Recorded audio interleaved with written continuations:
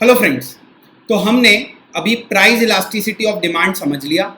हमने देखा कि अगर प्राइस के चेंज होने से डिमांड कितना चेंज होता है, बराबर, वो हमको प्राइस इलास्टिसिटी ऑफ डिमांड बताता है।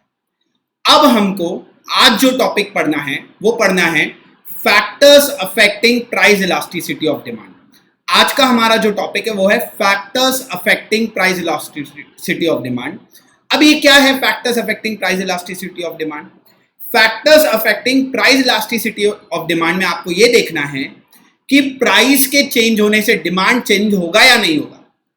अगर आपका आंसर होगा कि प्राइस के बदलने से डिमांड बदलेगा तो आप आंसर दोगे इलास्टिक। अगर आपको लगता है कि प्राइस के चेंज होने से डिमांड तो नहीं बदलेगा तो आप आंसर दोगे इनइलास्टिक। नहीं समझा? कोई प्रॉब्लम नहीं, अपन वापस समझेंगे, ठीक है। Factors affecting price elasticity of demand में अपने को क्या पढ़ना है?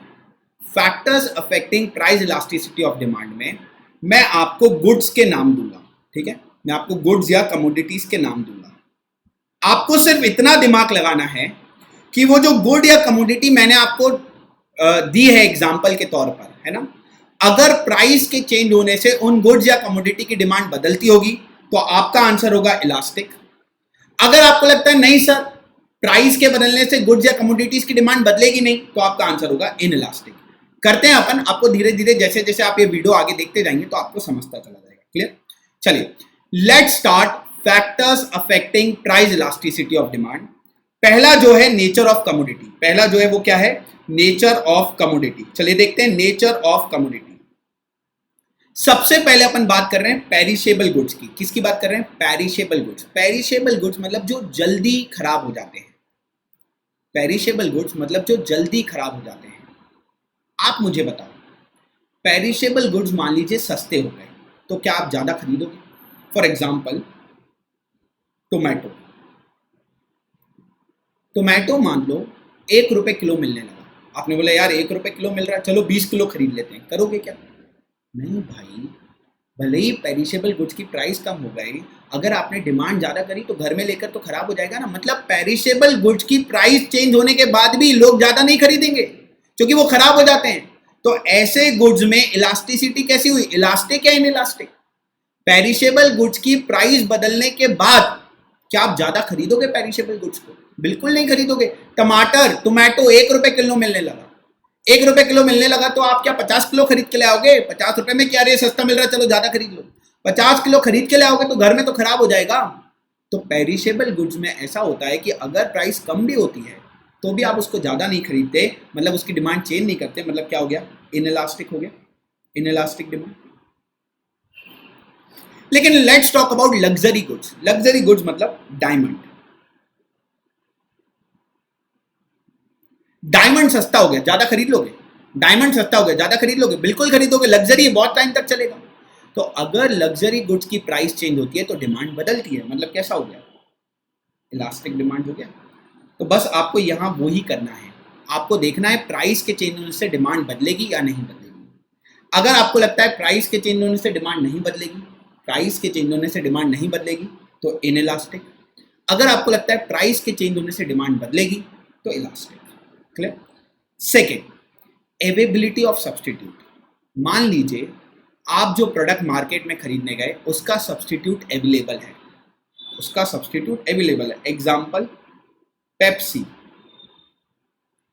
मुझे बताओ, अगर पेप्सी का प्राइस बदला, क्लियर, पेप्सी हो गई महंगी, तो लोग क्या खरीदेंगे? वो खरीदने लगेंगे, मतलब डिमांड चेंज होगी। भाई सब्सटीट्यूट प्रोडक्ट अवेलेबल है ना। मैं मार्केट में पेप्सी खरीदने गया, पेप्सी का सब्सटीट्यूट क्या है? कोक है। मान लो पेप्सी हो गई महंगी, तो क्या लोग कोक खरीद लेंगे? बिल्कुल खरीद लेंगे। मतलब जहां पर सब्सटीट्यूट अवेलेबल है वहां पर डिमांड चेंज होती है। तो कौन सी डिमांड हो गई? इलास्टिक हो गई, डिमांड चेंज हो रही है। लेकिन मान लीजिए किसी प्रोडक्ट का सब्सटीट्यूट ही अवेलेबल नहीं है। Example salt. सॉल्ट का तो सब्सटीट्यूट ही नहीं है। मान लो सॉल्ट महंगा हो गया, नहीं खरीदोगे? तो भी सॉल्ट ही खरीदना पड़ेगा क्योंकि उसके जैसा कोई और चीज है ही नहीं। तो चाहे सॉल्ट का प्राइस बढ़े चाहे सॉल्ट का प्राइस कम हो। मेडिसिन महंगी हो गई, डॉक्टर ने बोला ये मेडिसिन खाना है और वो महंगी है, नहीं खरीदोगे? बोलोगे दूसरी मेडिसिन दे दो? ऐसा नहीं चलेगा। तो सॉल्ट और मेडिसिन का सब्सटीट्यूट ही नहीं है। जब सब्सटीट्यूट ही नहीं है तो प्राइस बढ़े कम हुए कोई फर्क नहीं पड़ता, खरीदनी ही पड़ेगी। मतलब डिमांड कैसी हो गई? इनइलास्टिक होगी। क्लियर? अब आते हैं प्राइस रेंज। मान लीजिए कोई प्रोडक्ट बहुत ही सस्ता है, बहुत ही सस्ता, टू लो, या बहुत महंगा है। क्या ऐसे प्रोडक्ट की प्राइस बदलती तो डिमांड बदलती है?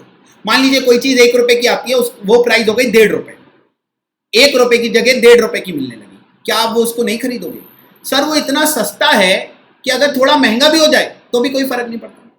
और कोई चीज अगर बहुत महंगी है तो वैसे ही वो बहुत महंगी है। मान लीजिए डायमंड है, वो 1 करोड़ का है, 1 करोड़ का डायमंड 1 करोड़ 10 लाख का हो गया, क्या नहीं खरीदोगे? बहुत महंगी चीज खरीदते हैं रिच लोग, तो वो और भी महंगा हो जाए तो रिच को फर्क नहीं पड़ता। बहुत सस्ती चीज खरीदते हैं गरीब लोग, तो उसका भी प्राइस बदल जाए तो भी कोई फर्क नहीं पड़ता। मतलब ऐसे गुड्स की डिमांड कैसी होती है? इनइलास्टिक होती है। Price is in the middle range. Middle range वाली चीजें जो होती है वो मिडिल क्लास खरीदता है। उसका प्राइस थोड़ा भी कम ज्यादा होता है ना, तो अपन सोचते हैं यार खरीदे कि नहीं खरीदे। तो मान लीजिए कपड़े 2000 रुपए का जीन्स है, 2000 का जीन्स 4000 में मिलने लगा, खरीदोगे? नहीं, महंगा हो गया। तो मिडिल रेंज वाली जो चीजें होती हैं जिनकी प्राइस मिडिल रेंज में आती है, मतलब जो ज्यादा ना सस्ती है, जो ज्यादा ना महंगी है, मिडिल रेंज में है, उनकी डिमांड कैसी होती है? इलास्टिक होती है। समझा? अब position of a commodity in the budget of the consumer. मान लीजिए आपकी इनकम के कंपैरिजन में आप कोई चीज पर बहुत कम खर्चा करते हो। एग्जाम्पल सोचो, आपकी इनकम के कंपैरिजन में आप कोई चीज पर बहुत कम खर्चा करते हो। For example match box. Match box पर आप कितना खर्चा करते होगे? 1 रुपए का मैच बॉक्स आ जाता है, 2 रुपए का मैच बॉक्स आ जाता है। अब आप कमाते हो 1 लाख रुपए, ठीक है, आप कमाते हो 1 लाख रुपए और मैच बॉक्स आता है 2 रुपए का। आप कमाते कितना? 1 लाख रुपए और मैच बॉक्स आता है 2 रुपए का। अब 2 रुपए का मैच बॉक्स 4 रुपए का हो गया, क्या आप खरीदना बंद कर दोगे? नहीं। आपकी इनकम के कंपैरिजन में आप उस चीज पर इतना कम खर्च कर रहे हो कि वो महंगी भी हो जाए तो भी कोई फर्क नहीं पड़ेगा। मतलब डिमांड कैसी हो गई? इनइलास्टिक। डिमांड बदली नहीं। लेकिन अगर आप अपनी इनकम का बहुत ज्यादा कोई चीज पर पैसा खर्च करते हो, if consumer spends high proportion, मान लीजिए आपकी इनकम है 20,000 रुपए, ठीक है, और मिल्क आता है 40 रुपए लीटर का, ठीक है, मिल्क आता है 40 रुपए लीटर का, तो महीने का अगर 1 लीटर भी यूज करते हो तो 30 लीटर हो गया 1200 रुपए का। मिल्क आता है 40 रुपए लीटर का, 1 लीटर 40 रुपए का, 30 दिन का 30 लीटर के हिसाब से 1200 रुपए हो गया। अब आप कमाते हो 20,000 रुपए, महीने का जाता है 1200 रुपए मिल्क पर, थोड़ा ज्यादा पैसे जा रहे हैं मिल्क पर।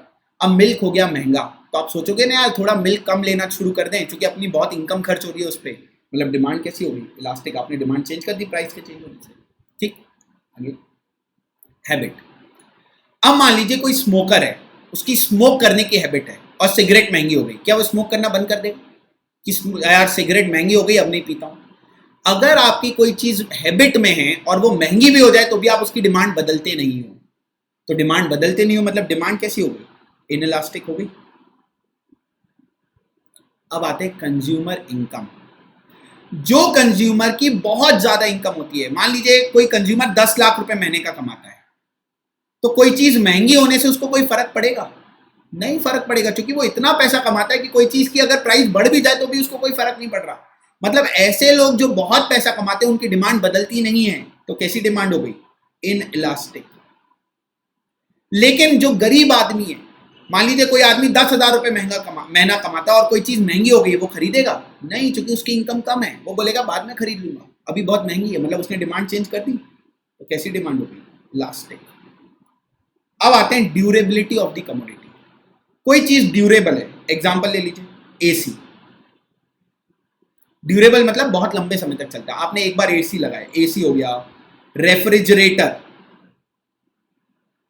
वॉशिंग मशीन, टेलीविजन, ये बहुत लंबे समय तक चलते हैं। एक बार खरीदते तो ऐसा थोड़ी 6 महीने में बदल देते, 5-10 साल चलते हैं। मान लीजिए रेफ्रिजरेटर 20,000 की जगह 22,000 का आ रहा है, तो आप क्या सोचोगे? नहीं खरीदे। आप बोलोगे यार ये तो 10 साल चलने वाली चीज है, चलो थोड़ी महंगी भी मिल रही है तो भी ले लेते हैं। मतलब ड्यूरेबल गुड्स अगर थोड़े महंगे भी होते हैं तो भी उसकी डिमांड बदलती नहीं है। डिमांड नहीं बदलती तो कैसी डिमांड होगी? इनइलास्टिक हो गई। लेकिन पेरिशेबल गुड्स महंगे होंगे तो ज्यादा खरीदोगे, उल्टा कम खरीदोगे, है ना, डिमांड चेंज कर दोगे, क्योंकि पेरिशेबल है। मिल्क, फ्रूट्स, वेजिटेबल सस्ते होंगे तो भी ज्यादा नहीं खरीदोगे, बोलोगे ज्यादा खरीद के क्या घर में खराब थोड़ी करना है, तो डिमांड कैसी रहेगी, इलास्टिक। क्लियर। आगे, पॉसिबिलिटी ऑफ पोस्टपोनमेंट। मुझे बताओ, अगर आप कोई चीज को पोस्टपोन कर सकते हो, आज कोई चीज महंगी मिल रही है, आप बोलते हो यार आज कोई चीज महंगी मिल रही है, कल खरीद लेंगे, तो आपने पॉसिबिलिटी ऑफ पोस्टपोन कर दिया, आपकी डिमांड को पोस्टपोन कर दिया। आपने बोला आज ना खरीद के कल खरीदेंगे, तो क्या आपने डिमांड चेंज करी? हाँ, आज आपने वो डिमांड कम कर दी। जब आप डिमांड चेंज करते हो तो क्या हो जाती है, इलास्टिक हो जाती है। क्लियर। लेकिन अगर कोई चीज अर्जेंट में चाहिए, अर्जेंट, आप उसको पोस्टपोन कर ही नहीं सकते। फॉर एग्जाम्पल मेडिसिन महंगी है तो भी खरीदना पड़ेगा, पोस्टपोन हो ही नहीं सकता, तो डिमांड कैसी हो गई, इन इलास्टिक। तो अभी अपन ने देखा कि कैसे डिमांड अफेक्ट होती है प्राइस के कारण। कुछ गुड्स इलास्टिक होते हैं, कुछ गुड्स इन इलास्टिक होते हैं। तो आप वीडियो पॉज करिए, क्लियर, और जितना भी मैंने आपको पढ़ाया है ये पूरा टेबल बना के रखिए। क्लियर हो गया? ठीक।